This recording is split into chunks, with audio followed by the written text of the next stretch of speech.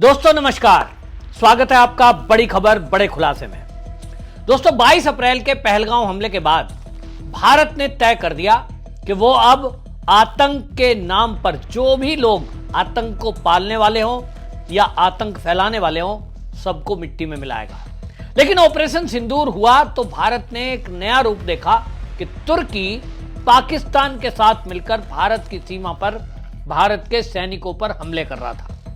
खबरों के अनुसार तुर्की की सेना भी यानी तुर्की के सैनिक ड्रोन लेकर के पाकिस्तान में मौजूद थे और अचानक से जो ड्रोन के हमले हुए, इससे एकदम बिल्कुल साफ हो गया कि पाकिस्तान के साथ तुर्की कंधे से कंधा मिलाकर खड़ा है। तुर्की असल में जो इस्लामिक कंट्री है उसमें खलीफा बनने का प्रयास कर रहा है और वो हर उस देश में जाकर दखलंदाजी करके उनकी मदद करता है, हथियारों से, आतंक से और अपने व्यापारिक रिश्तों से।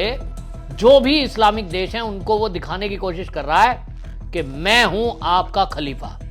इस खलीफा बनने के चक्कर में वो ये भी भूल रहा है कि जो आतंकवादी हैं वो मानवता के दुश्मन हैं। लेकिन तुर्की ने अगर ये रास्ता अपनाया है तो भारत ने भी ये तय कर दिया कि आतंकवाद का साथ देने वाला कोई भी हो, हम उसको अपने देश के खिलाफ युद्ध मानेंगे और उसके साथ फिर वैसा ही ट्रीट करेंगे।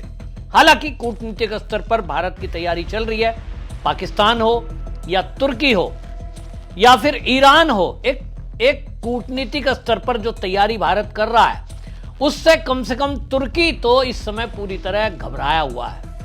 भारत ने यह तय कर लिया कि तुर्की के संबंध जिन देशों के साथ भी खराब हैं या यूं कहें तुर्की ने उनको परेशान कर रखा है, ऐसे सभी देशों से भारत अपनी नजदीकियां बढ़ा रहा है, व्यापार बढ़ा रहा है और इसी से तुर्की में टेंशन हो रही है। आपको याद होगा पिछले कुछ दिनों पहले साइप्रस की यात्रा पर मोदी जी गए थे और मोदी जी ने खास तौर पर उस जगह खड़े होकर फोटो खिंचवाया जहां वो साइप्रस की जमीन कब्जाई हुई है तुर्की ने। उस चित्र को लेकर के बाकी चर्चा हुई, कुछ कहने बिना तुर्की को एक संदेश चला गया कि बेटा अब अगर तुम अब की बार पाकिस्तान के साथ आए तो तुम्हारे देश के 4 मोर्चे खोल दिए जाएंगे। भारत सरकार जहां एक तरफ पूरे प्रयास कूटनीतिक तरह से कर रही है, वहीं तुर्की की सीमा ग्रीस से लगती है और ग्रीस को भी आपको बता दूं यह तय कर दिया, तुर्की उसका पड़ोसी देश है ग्रीस का, और ग्रीस में भारत ने तय कर दिया कि 2030 तक हम अपना व्यापार ग्रीस के साथ दुगना करेंगे।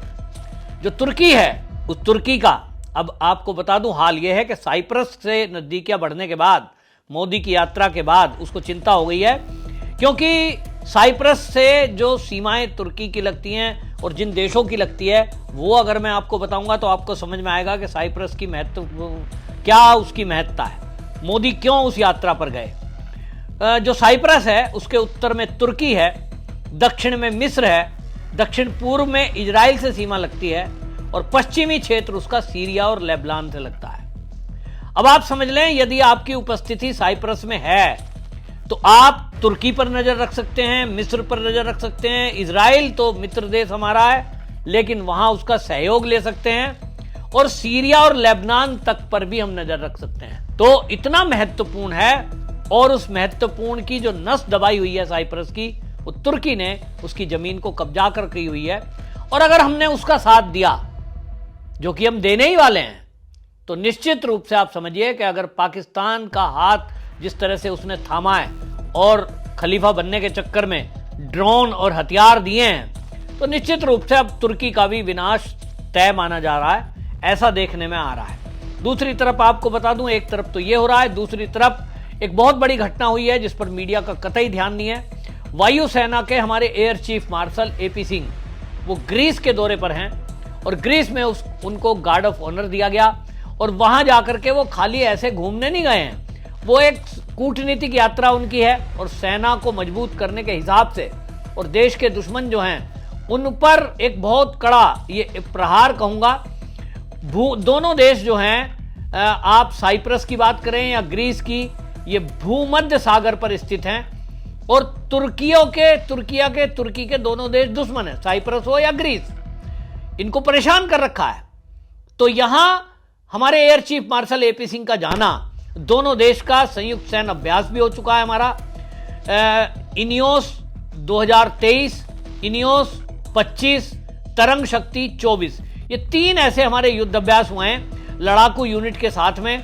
हमारी एयरफोर्स ने, हमारी सेना ने ये जो है ग्रीस के साथ मिलकर के किया है और हम 3 युद्ध अभ्यास कर चुके हैं। इसका मतलब आप समझ रहे हैं? इसका मतलब है कि जरूरत पड़ने पर ग्रीस हमारी सेना की मदद कर सकती है, तो हमारी सेना ग्रीस में जाकर कोई भी ऑपरेशन कर सकती है। एक दूसरे से मित्रता हो गई, एक दूसरे के साथ हमने समझ लिया कौन सी टेक्निक है, कौन सी भाषा है, ये सब समझ का युद्ध अभ्यास में ये किया जाता है। और इसी से भी तुर्की की हालत खराब है कि एक तरफ तो व्यापारिक रिश्ते मोदी जी बढ़ा रहे हैं, भारत सरकार बढ़ा रही है, दूसरी तरफ सैन्य ऑपरेशन चल रहे हैं। हमारे सेना के अगर एयर चीफ मार्शल हमारे एयरफोर्स के और वहां दौरा करते हैं, और वायुसेना अकादमी में भी ग्रीस के वो गए हैं। ग्रीस के जो प्रधानमंत्री किरियाकोस वो जो हैं भारत के दौरे पर 2020 से 2024 में 20 से 24 फरवरी के बीच 4 दिन के दौरे पर आए थे पिछले साल, और उसके बाद हमारे देश के जो रिश्ते हैं वो बढ़े हैं। तो एक तरफ हम तुर्की की घेराबंदी कर रहे हैं कि किस तरह से तुर्की के जिन जिन देशों से संबंध खराब हैं उन देशों से हम नजदीकी बढ़ा रहे हैं, उनको हम मदद कर रहे हैं, उनसे हम व्यापार बढ़ा रहे हैं। तो कूटनीतिक प्रयास हमारे चल रहे हैं सरकार के, और इसके कारण से तुर्की में पूरा भूचाल मचा हुआ है कि अब उनकी खैर नहीं है। दूसरी तरफ पाकिस्तान को एक्सपोज करने के लिए हमने देखा ही आपने कि भारत के जो सांसद हैं उनको मोदी जी ने भेजा अलग अलग दुनिया के देशों में। और एक बहुत बड़ी घटना चीन के अंदर हुई। चीन में एससीओ की जो मीटिंग होती है उसमें वहां उन्होंने एक ज्वाइंट प्रस्ताव पास किया और उस पर भारत के सिग्नेचर कराना चाहते थे रक्षा मंत्री के। रक्षा मंत्री राजनाथ सिंह ने साफ साफ मना कर दिया, हम इस जो आपका ये सब कुछ है इसमें आपने जो प्रस्ताव रखा है इस पर हम हस्ताक्षर नहीं करेंगे। और उसका कारण बता दिया बिल्कुल साफ कि आप जो जिस तरह से जितने भी देश यहां पर आए हुए हैं एससीओ की मीटिंग में, भैया आप एससीओ की मीटिंग में यहां आकर के बात करते हो इधर उधर की, लेकिन आप आतंकवाद की बात नहीं करते। चीन के किनशाओ में जो ये शंघाई सहयोग संगठन है उसमें सीधा सीधा राजनाथ सिंह जी ने कह दिया आतंकवाद पर हम ये बिल्कुल साफ कर देना चाहते हैं कि अब दोहरा मापदंड नहीं चलेगा। उन्होंने कहा जो लोग आतंकवाद को प्रायोजित, पोषित और संकीर्ण स्वार्थ के उद्देश्य के लिए इस्तेमाल करते हैं उन्हें इसका परिणाम भुगतने के लिए मजबूर होना पड़े। कुछ देश सीमा पार आतंकवाद को नीति के साधन के रूप में इस्तेमाल करते हैं। ऐसे दोहरे मापदंडों के लिए कोई जगह नहीं होनी चाहिए और एससीओ को ऐसे देशों की आलोचना करने में संकोच नहीं करना चाहिए, ये राजनाथ सिंह जी ने कहा और हस्ताक्षर करने को मना कर दिए। ये बदलता हुआ भारत है। आपको बता दूं, आप याद करिए हमारे ही देश में जब मुंबई का हमला हुआ था, उस मुंबई हमले के बाद 2009 में मनमोहन सिंह ये गए थे अल शेख में और हस्ताक्षर करके आ गए थे चुपचाप, जबकि हमारे यहां 26/11 हुआ था, साफ बिल्कुल संकेत था पाकिस्तान की तरफ से आतंकवाद हुआ है और उसके बाद भी चुपचाप वो बिना कुछ कहे वो आ गए।